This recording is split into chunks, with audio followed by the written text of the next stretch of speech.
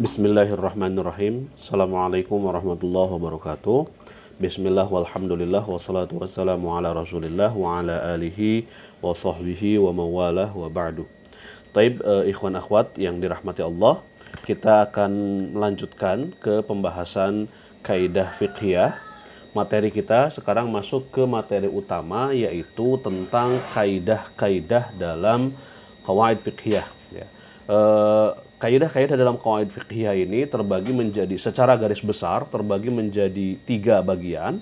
Yang pertama adalah al-qawaid al-kubra al-muttafaq 'alaiha, kemudian yang kedua adalah al-qawaid al-mukhtalaf fiha, dan yang ketiga adalah al-qawaid al-mutafarri'ah minal qawaid al-kubra, gitu ya.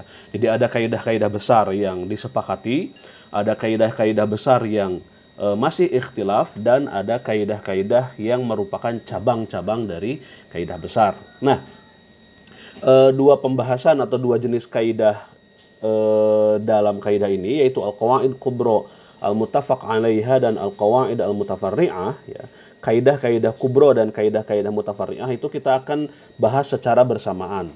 Artinya nanti kita akan membahas satu kaidah kubra, kemudian membahas kaidah-kaidah turunan di bawahnya, seperti itu. Nah, al-qawaid al-kubra al-muttafaq 'alaiha atau kaidah-kaidah besar yang disepakati oleh para ulama itu jumlahnya ada 5, ya. Nah, ini merupakan kaidah-kaidah yang disepakati oleh para ulama madhab setidaknya. Yang pertama ada al-umur bimaqasidiha. Yang kedua ada al-yaqin la yazulu bisyak, atau ada juga yang menyatakan al-yaqin la yuzalu bisyak. Kemudian yang ketiga ada al-masyaqqah tajlibut taisir. Kemudian yang keempat ada al-dararu yuzal, dan yang kelima ada al-adah muhakkamah. Nah, ini adalah 5 kaidah yang disepakati oleh para ulama. Seperti itu. Nah, kita akan masuk pada pembahasan kali ini ke dalam pembahasan kaidah pertama, yaitu al-umur bimaqasidiha. Al-qaidah al-ula, al-umur bimaqasidiha. Secara umum artinya segala urusan, al-umur, segala urusan itu bimaqasidiha, bergantung pada maksudnya. Nah, ingat ketika kita membahas tentang kaidah atau qawaid fiqhiyah, kita akan menemukan bahwa kaidah ini bisa diterapkan dalam berbagai macam hukum dalam syariat Islam, seperti itu. Nah, kaidah besar yang pertama ini adalah al-umur bimaqasidiha. Segala urusan bergantung pada maksudnya. Ini kaidah yang berbicara tentang niat, ya. Berbicara tentang niat dan maksud dari sebuah perbuatan. Yang pertama kita akan membahas tentang urgensi kaidah ini. Kenapa harus dibuat kaidah tersendiri tentang maksud atau tentang niat? Nah, para ulama mengatakan bahwa maksud atau niat itu merupakan representasi dari hadis yang dianggap sepertiga ilmu, ya. Ada sebuah hadis yang para ulama itu menyatakan bahwa hadis ini merupakan representasi dari sepertiga ilmu. Ya, jadi hadis ini menurut Imam Syafi'i ini adalah thuluthul ilm. Ya. Bahkan para ulama ada juga yang mengatakan hadis ini bukan hanya sebatas thuluthul ilm, tapi thuluthul ibadah, sepertiga ibadah. Apa hadisnya? Hadisnya adalah innamal a'malu binniyat. Bahwa segala sesuatu itu, segala ibadah-ibadah itu tidak lain dan tidak bukan bergantung kepada niatnya. Seperti itu. Nah, jadi niat ini tadi saya sudah singgung di awal, ya, bahwa al-umur bimaqasidiha ini berbicara tentang niat dan maksud. Nah, niat ini adalah sepertiga dari ilmu, ya. Niat adalah perbuatan hati. Jadi ketika seseorang melakukan sebuah perbuatan zahir, maka perbuatan zahir ini muncul karena sebelumnya itu ada perbuatan hati yang disebut dengan niat. Nah, sedangkan sebuah amal ibadah dia baru dikatakan sebagai ibadah apabila dia mencakup 3 aspek, ya. Yang pertama itu meliputi hati, yang kedua lisan, dan yang ketiga perbuatan. Jadi ketika kita berbicara tentang niat, berbicara tentang maksud, maka kita berbicara tentang sepertiga dari ibadah, karena ibadah itu melibatkan atau meliputi 3 aspek.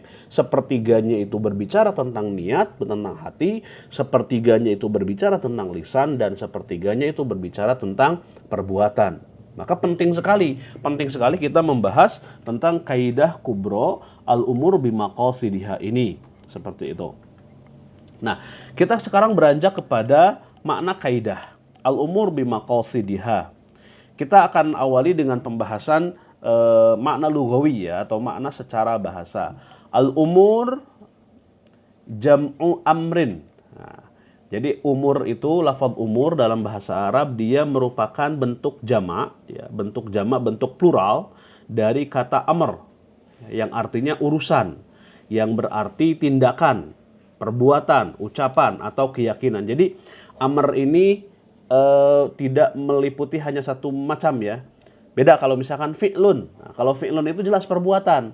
Kalau qaulun, maka qaulun itu jelas ucapan. Tapi kalau amr ini dia lebih umum sifatnya, lebih general. Makanya di sini diartikannya umur itu bentuk jamak dari amr yang berarti wahiyya at-tasarrufat al-fi'liyah wal qauliyah wal i'tiqadiyah. Yang dia itu meliputi tindakan ya, yang berupa perbuatan, ucapan, maupun keyakinan atau kepercayaan. Nah, sehingga ketika kaidah ini dibuat dengan lafaz al-umur, maka cakupannya bukan hanya sebatas tentang perbuatan hati saja misalkan. Bukan perbuatan tentang tindakan yang bersifat perbuatan perbuatan gitu ya. Seperti itu. Tapi ini meliputi 3 jenis atau 3 aspek ya, perbuatan, ucapan, dan keyakinan. Itu lafaz al-umur. Kemudian al-maqasid. Al-maqasid itu apa sih? Al-maqasid ini sebetulnya sebuah kata yang kita sudah familiar juga gitu ya. Maqasid itu jam'u maqsad. Atau kalau bahasa Indonesia mah maksud gitu ya. Maqasid jam'u maqsadin wa huwa al-gharadah al-mutawajjihah ila syai'. Maksad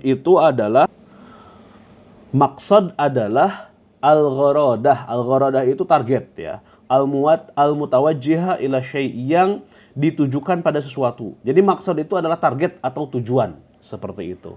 Nah, jadi kalau disimpulkan al-umur bimaqasidiha, bahwa tindakan-tindakan yang berupa perbuatan, ucapan, dan keyakinan itu sesuai dengan targetnya, sesuai dengan tujuannya. Maka ini berkaitan dengan makna secara global. Kalau tadi makna perkata, sekarang makna ijmali. Makna ijmali itu adalah makna kaidah ini. Ya. Makna kaidah ini setelah dia menjadi satu frase, setelah dia menjadi satu ungkapan tersendiri gitu ya. Al-umur bimaqasidiha. Apa sih maksudnya al-umur bimaqasidiha itu? Al-umur bimaqasidiha itu adalah anna tasarrufatil mukallaf al-qauliyah wal-amaliyah wal-i'tiqadiyah takhtalifu ahkamuha biikhtilafi iradatihi wa niyyatihi. Bahwa segala sikap seorang mukallaf, mukallaf itu adalah subjek hukum ya.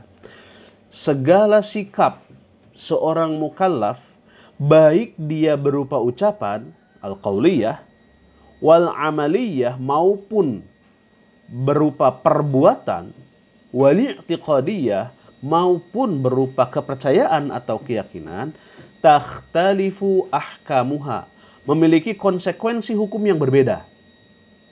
Biikhtilafi iradatihi wa niyyatihi, sesuai dengan maksud dan niatnya. Nah, jadi sebuah tindakan itu memiliki konsekuensi hukum yang berbeda sesuai dengan maksud dan niatnya.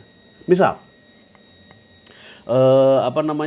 ketika seseorang tidak makan dari pagi sampai maghrib, tidak makan, tidak minum, apakah kita langsung mengatakan bahwa orang tersebut sedang shaum? Belum tentu ya. Artinya apa? Secara tindakan, orang ini al-imsak, orang ini menahan diri dari makan dan minum dari semenjak terbit fajar sampai terbenam matahari. Tapi ternyata dia menahan diri dari makan dan minum itu karena memang dia lupa gitu, atau dia saking sibuknya kerja dia sampai lupa makan lupa minum gitu kan, tanpa pernah terbesit sedikit pun dalam benaknya untuk berniat saum, maka pada saat itu perbuatannya tidak dinilai ibadah. Kenapa? Karena tadi niat dan maksudnya itu memberikan konsekuensi hukum. Karena orang ini tidak berniat, karena orang ini tidak bermaksud, maka konsekuensi hukumnya juga tidak didapatkan. Seperti itu. Ya. Artinya setiap perbuatan, ucapan maupun keyakinan itu konsekuensi hukumnya akan berbeda sesuai dengan maksud dan tujuannya.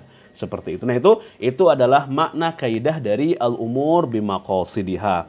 Jadi tentang al-umur bimaqasidiha ini kita akan lebih banyak berbicara tentang niat seperti itu.